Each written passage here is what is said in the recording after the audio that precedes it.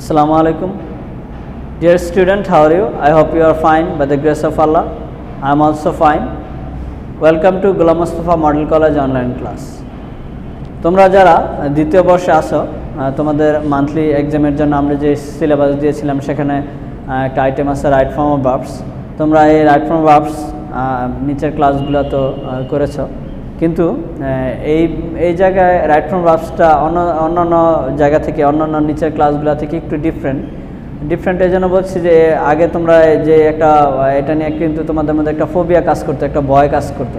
সে ব্যাপারটা এখন একটু আমার মনে হয় আগের চেয়ে অনেকটা ইজি, কারণ এই জায়গায় তোমাদের আগে দেখবা যে তোমাদের একটা এমন থাকতো উইদাউট ক্লুর মতো থাকতো, আসলে উইথ ক্লুর মতো থাকতো, যে উপরে বক্সে ওয়ার্ডগুলো দেওয়া থাকতো, এরপরে তুমি রাইট ফর্ম কোনটা হবে তারপরে লিখবা। আগে তো তোমার ওয়ার্ড সিলেক্ট করতে হতো, সেই ব্যাপারটা ওয়ার্ডের যে সিলেকশনের ব্যাপারটা সেটা তোমাদের এই লেভেলে তোমাদের এইচএসসি লেভেলে নাই।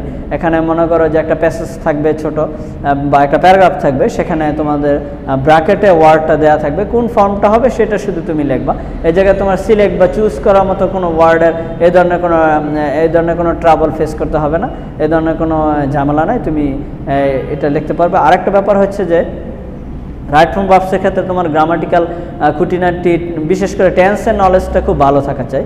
টেন্সের নলেজ ভালো থাকলে তুমি কিন্তু ভালো রেজাল্ট করতে পারবা, ভালো মার্ক পাবা, 5-5 পাবা। কিন্তু যদি টেন্সের নলেজ খারাপ থাকে তাহলে কিন্তু কোনো কাজে আসবে না। টেন্সের উপরে তোমার পুরোপুরি দক্ষতা থাকতে হবে। আর আরেকটা ব্যাপার হচ্ছে রুলসগুলো তো ইম্পর্টেন্টই, কিন্তু রুলসের চেয়ে তোমার ইম্পর্টেন্ট হচ্ছে তোমার সেন্স। তোমার কি তুমি একটা প্যাসেজ দিল, এই প্যাসেজটা কি প্রেজেন্ট ফর্মে আছে না পাস্ট ফর্মে আছে, কোন ফর্মে আছে, নাকি চিরায়ত সবসময়ের জন্য যে বোঝায় এরকম কোনো ফর্মে আছে, সেই ব্যাপারটা তোমার খেয়াল করতে হবে। ধরো একটা প্যাসেজ পাস্ট ফর্মে আছে, ধরো Bayazid Bostami and his incidents with his mother, এরকম যদি থাকে, ধরো বাইজিদ বোস্তামির কোনো ঘটনা, সেটা কিন্তু আমরা বুঝতে পারি যে প্যারাগ্রাফটা অবশ্যই পাস্ট ফর্মে আছে মোস্টলি। তাহলে যদিও সবগুলো পাস্ট ফর্মে না হোক, মোস্টলি সবগুলো বেশিরভাগই পাস্ট ফর্মে হবে ভার্ব।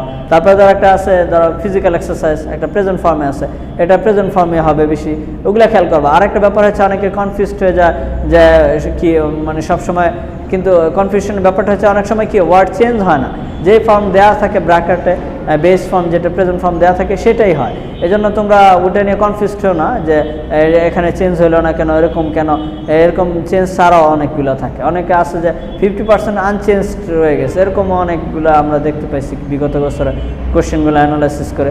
তাহলে ওই ব্যাপারগুলো খেয়াল করবা যে প্যাসেজটা প্রথমেই খেয়াল করবা যে প্যাসেজটা প্যারাগ্রাফটা ফার্স্ট প্রেজেন্ট পাস্ট ফর্মে আছে নাকি প্রেজেন্ট ফর্মে আছে, সেই ব্যাপারটা খেয়াল করবো। অনেক সময় আবার মিঙ্গল করাও থাকে, পাস্ট প্রেজেন্ট মিলানোও থাকে, হয়তো প্রথমে পাস্ট দিয়েছে পরে প্রেজেন্ট আনছে, আবার অনেকে প্রথমে পাস্ট দিচ্ছে পরে প্রেজেন্ট আনছে, বা প্রথমে প্রেজেন্ট দিচ্ছে পরে পাস্ট, এরকম হয়। কিন্তু তোমরা ওইগুলো খেয়াল করবো, রিডিংটাই আসলে ইম্পর্টেন্ট। তারপরে রুলসের ব্যাপারগুলো আছে, রুলসের ব্যাপারগুলো ইম্পর্টেন্ট।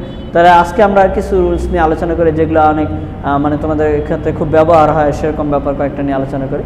যদি আমরা দেখি তাহলে প্রথমে আছে যে একটা রুলস, যে ব্যাপারটা আছে রুলটা হচ্ছে 1 নম্বর, সেন্টেন্সে যদি always, daily, sometimes, regularly, generally, usually, normally, often, everyday ইত্যাদি থাকে, তবে প্রেজেন্ট ইনডিফিনিট টেন্স। তোমরা এই ব্যাপারটা খেয়াল করবা, যদি এই ওয়ার্ডগুলো তোমরা দেখো তাহলে বুঝবা যে এটা প্রেজেন্ট ইনডিফিনিট টেন্স হবে। আমরা জানি প্রেজেন্ট ইনডিফিনিট টেন্সের ক্ষেত্রে কি, যে থার্ড পারসন এবং সিঙ্গুলার নাম্বার, যদি সাবজেক্টটা কি হয় থার্ড পারসন হয় আবার সিঙ্গুলার নাম্বার হয়, তাহলে এর সাথে অ্যাজ বা ইএস যোগ হয়।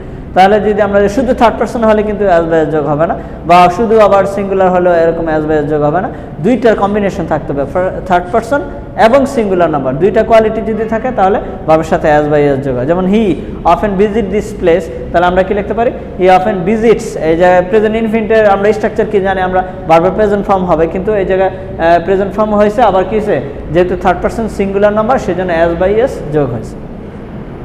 এরপরে যদি আমরা একটা দেখি সেন্টেন্সে যদি now, at this moment, at present, এই শব্দগুলো থাকে, মানে কন্টিনিউয়াস প্রেজেন্ট কন্টিনিউয়াস টেন্স।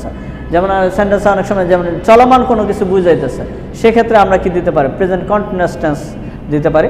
যেমন হচ্ছে যে কি, হি ওয়ার্ক নাও, তাহলে কি হয় যে হি, আমরা জানি কন্টিনিউয়াস টেন্সের গঠন কি, সাবজেক্ট প্লাস এমইজ আর ভার্বের সাথে আইএনজি, তাহলে কি হয়, হি ইজ ওয়ার্কিং নাও, তাহলে ভার্বের সাথে আইএনজি করে দিচ্ছি, এটা ভার্বটা দেওয়া আছে, অক্সিলারি ভার্ব দিলাম একটা, তারপর ভার্বের সাথে আইএনজি করে দিচ্ছি। এরপর যদি আমরা 3 নম্বরে দেখি, 3 নম্বর হচ্ছে already just, just now, recently, yet, ever ইত্যাদি থাকলে প্রেজেন্ট পারফেক্ট টেন্স। আর তোমরা খেয়াল করবে সেন্টেন্স, যেই সেন্টেন্সটা দেওয়া আছে সেই সেন্টেন্সে যদি জাস্ট থাকে, অলরেডি থাকে, জাস্ট নাও, রিসেন্টলি, ইয়েট, ইভার এই ওয়ার্ডগুলো থাকে, তাহলে তোমরা মনে করবে যে এটা প্রেজেন্ট পারফেক্ট টেন্স হবে। অ্যান্ড প্রেজেন্ট পারফেক্ট টেন্সের গঠন কি আমরা জানি, subject plus have has plus ভার্বের পাস্ট পার্টিসিপল। তাহলে আমরা কি জানি, তাহলে একটা এক্সাম্পল দিলাম, হি রিসেন্টলি ভিজিট দিস প্লেস। আমরা স্ট্রাকচারালি কি জানি যে সাবজেক্টের পরে হ্যাভ হ্যাজ হয়, তাহলে হি এর পরে কি হবে, হ্যাজ হয়। হ্যাঁ, রিসেন্টলি আছে, ভিজিটের পাস্ট পার্টিসিপল কি, ভিজিটেড দিস প্লেস। তাহলে এই যে ভার্বের পাস্ট পার্টিসিপল এই স্ট্রাকচারে লিখে দিবা। হ্যাঁ, এরপরে যদি আমরা 4 নম্বরে দেখি, yesterday, last plus time. Last plus time মানে ধরো একটা লাস্ট প্লাস সময় দিল, লাস্ট মান্থ দিতে পারে, লাস্ট উইক দিতে পারে, লাস্ট ইয়ার দিতে পারে। হ্যাঁ, এরকম যদি থাকে লাস্ট নাইট হতে পারে।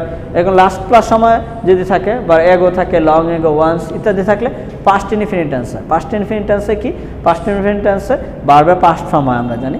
তাহলে যদি আসে, এই জায়গায় উদাহরণ দিচ্ছি কি, দে কাম হেয়ার ইয়েস্টারডে আসে, তাহলে কী হবে, পাস্ট ইনডিফিনিট টেন্স। তাহলে পাস্ট ইনডিফিনিট টেন্সে কী হয়, সাবজেক্ট প্লাস ভার্বের পাস্ট ফর্ম হয়।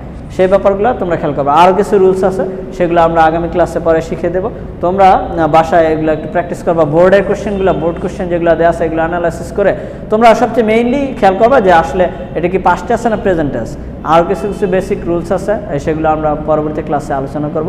সেই পর্যন্ত ভালো থাকো, সুস্থ থাকো, আল্লাহ হাফেজ।